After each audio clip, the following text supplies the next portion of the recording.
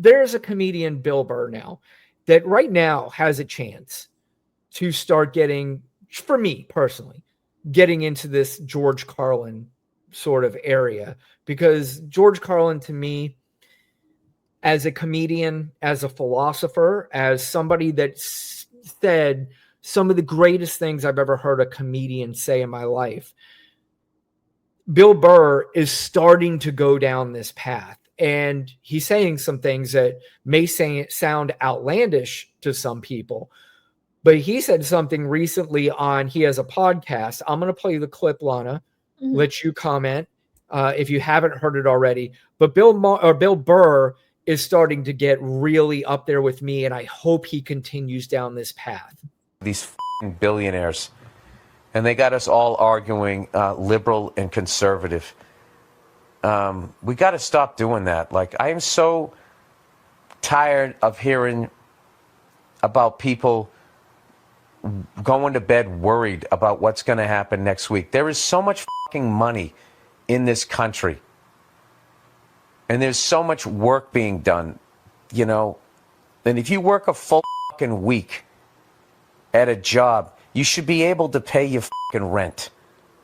You shouldn't have to go out and get a job and still be struggling. It's bad for the country, because then the kids don't see their parents, and they're not getting the upbringing that they need. It's so these billionaires, they need to be put down, you know, like rabid dogs. They're like rabid with greed and just going out and just dividing everybody. You know, Lana, I was curious when I heard that clip, and I want to hear your thoughts on it too. But one thing that came across my mind is that we have seen numerous stories about mass shootings, and too many of them involving children.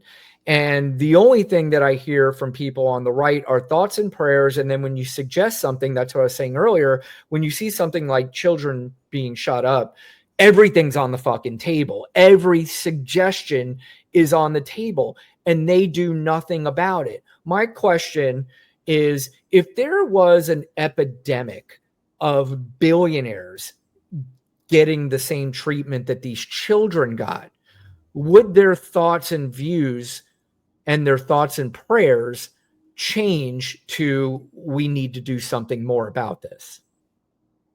Oh, if they were being ticked off like that, maybe so. I mean, it would have to be them personally, because I don't even know. Because remember the baseball game with the Republican, Steve Scalise. Scalise got shot, and these people still weren't trying to do gun reform. They still did. In fairness, I think that was a time where it wasn't as prevalent.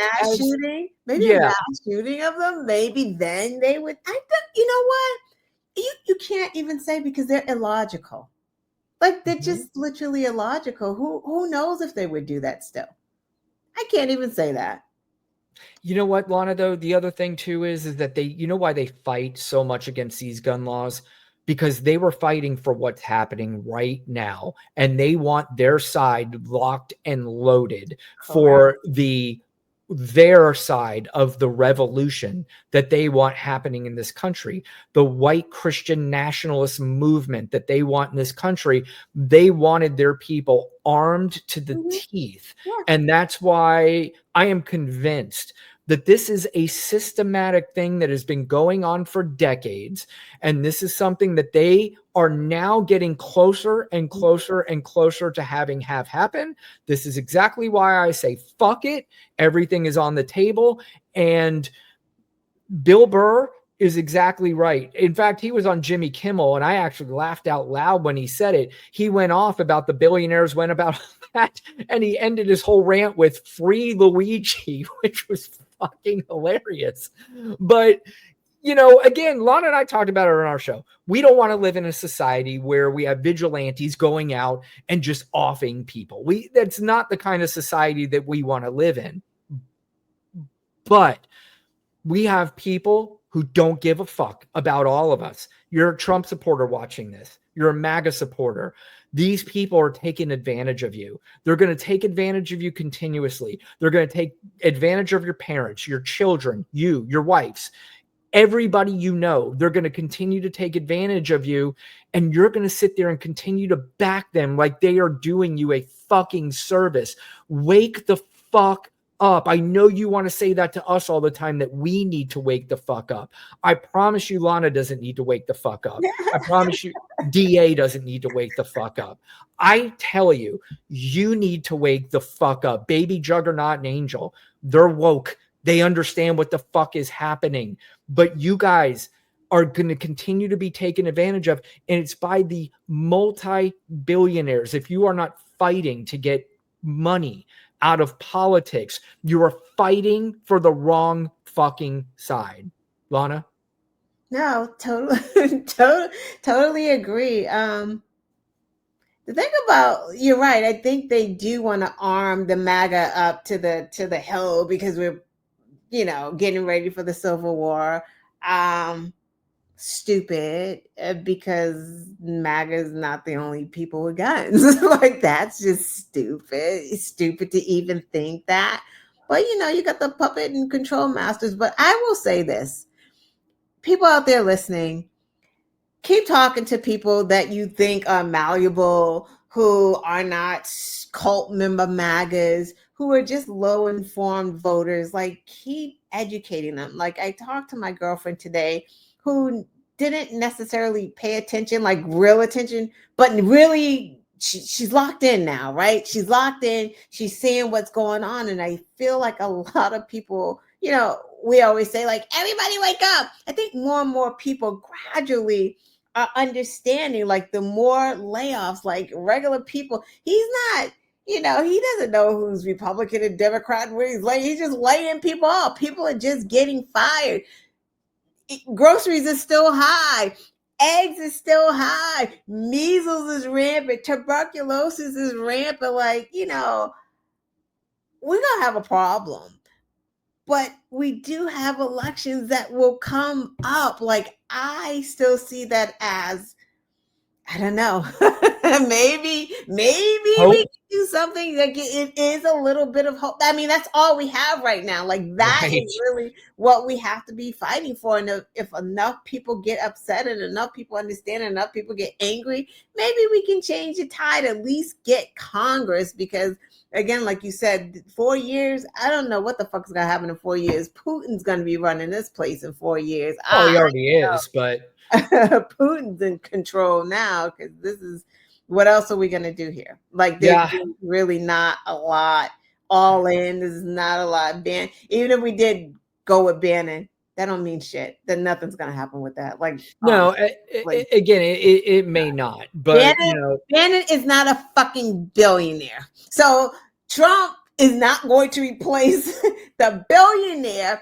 who's actually funding him and his family with that guy who's still in trouble with some of the courts. So, well, Bannon is, let's say there's an evil Batman, that is Elon Musk, and Bannon is the Joker. He's still a bad guy, but if we had an evil Batman running around and the evil Joker can beat him, I'm like, fuck it. Let's see what he can do. But Bannon's not even on, like, that. Bannon's been shut out. Like, he's got his podcast. Where is he? He is. And again, I still say he's got some influence and he's got some sway because he's been around for a long time. Tell Rachel to put him on MSNBC. He can be on the Rachel Maddow show. Well, I wouldn't put anybody on like a Steve Bannon until you actually sat down and you understood where he came from and you understand where I came from. But again, it's like I said, for me, it's a suggestion because I'm at the point, Lana's cooler than I am. I'm losing my fucking mind. I'm losing my fucking hair, and I can't afford to do any more of that. So I'm throwing shit out at the table. I'm not cool. I'm mad the JFK library is closed. That shit broke my heart today. I was like, what the fuck is going on at JFK? Like, my train got to that station. I hear people like talking about the library. I'm like, what's happening? You're still cool in the face of adversity. I fucking called Lana after the election, and I'm like, fuck, this is going to be a pretty difficult conversation. I'm like, hey, how you doing? She's like, oh, I'm fine. I'm like, wait, what the fuck? I said, did you not see the election results? She's like, yeah, I saw them. What the fuck's your problem? I'm like, wait a minute, you're okay? What the fuck's happening? What are we going to do? No, I mean, but the way she expressed herself after that was poignant, and I understood a lot more of how she felt, because I'm still fucked up about it. And I'm not saying Lana's not bothered about it, because she is, but she was as cool as could be, as she always is. And that's why I told you earlier when the show started, that's why I get excited on Tuesdays. When I wake up, I'm like, fuck, I get to talk to Lana. So anyway, we'll finish off these comments, Lana, if you don't mind, and then we'll get the hell out of here. What do you think about that? Yeah, sounds good. Okay.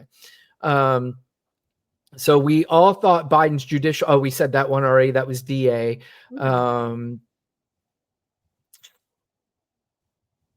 Okay. And then he said Bill Burr has been next level for years. I couldn't agree more. He's always been really, really good, but he is getting to a point now where he has somebody that can have that voice. Like, I thought Jon Stewart was that guy too right now, but he is irritating me a little bit. And it's so sad and so disappointing, because I'm telling you, this was one guy that I could listen to. Yeah. And literally everything that came out of his mouth was fucking gold. It was fought for the Chips Act. Gold. Fought for the Chips Act. Yeah. And if you ever watched his Apple show, Lana, and if you haven't, you probably saw the clips. Is that what it was called? Wait. What? No, he had a show on Apple until he disagreed with Apple, because Apple was like restricting him from something. So he says, fuck it, I'm not doing Apple anymore. So now he's doing podcasts. But he had a show on Apple where he would interview a lot of these Republicans. And I'm telling you, they were fucking brilliant the way he interviewed. I want to send you at least one clip if you haven't seen it, because it's so good. I'm like, this guy right here, there's a lot of people who think he could actually win the presidency if he continues to be the Jon Stewart that people love. But let's, we got a long way to go. Quest, our friend Quest, says, I don't want violence to lead to change, but to change the world, you don't need permission. And see, that's kind of the point. We don't, certainly not calling for it. You don't want that. But, the only time sometimes people wake the fuck up and they start to understand the pain of a community. Lana, you and DA could probably talk about this better than I can, but after the Rodney King, incident, when you saw what happened there, George Floyd. George Floyd, when you saw what happened there, that was not an anger so they can break into Target and steal TVs. That was an anger, just at least from my point of view. And again, I'll let Lana speak on this more than I will, but that's an anger of a systematic racism that's been happening in this country for way too long. And that's not the only time it happened. Probably is not going to be the last time it happened, but you understand it, because at some point you're just so fucking angry that you got to do something else that's beyond the norm. Lana? Yeah. And I almost feel like that's part of why we haven't galvanized as much, because it's no one central focus yet. Right. So like with George Floyd, one central focus, police brutality, everyone galvanized. Right now, it's like we're galvanizing for Social Security. They're in the IRS. Women are still dying, right? That hasn't stopped. Louisiana is literally trying to extradite a physician from New York to, prosecute her with murder for giving a teen, mailing birth control pill to her. The mother's already been charged, right? So, galvanize around women and, having a choice, pro-abortion. Like, where are we, right? There's so much shit to galvanize. We can't even, as a whole, get together because there's so much we're galvanizing against. Is it Elon? Or do we go to Tesla? Do we go in front of the White? Like, where are we? It's like, it's so much right now. Well, guys, I'm reading DA's comment too, and he says, and that's the problem. No one cares unless they are directly affected. And some of the problem is that we have a community that doesn't care about George Floyd or Rodney King, but they're going to start galvanizing when their social security is going to be taken away, when all the stuff, when the people who voted for Trump and part of their family is being taken away because of immigration laws, or their wife is being forced now to have a child because she went through SA. Steffi Graf, come here. What are you barking at? Nobody's out there. How do you know? She's pissed. Steffi's pissed. She's galvanizing about something. I'm not exactly sure what, but Quest says hope is a powerful emotion indeed. And I hope Steffi starts to realize that there's nobody out there. Maybe there is, and they're here to get me after watching exactly the show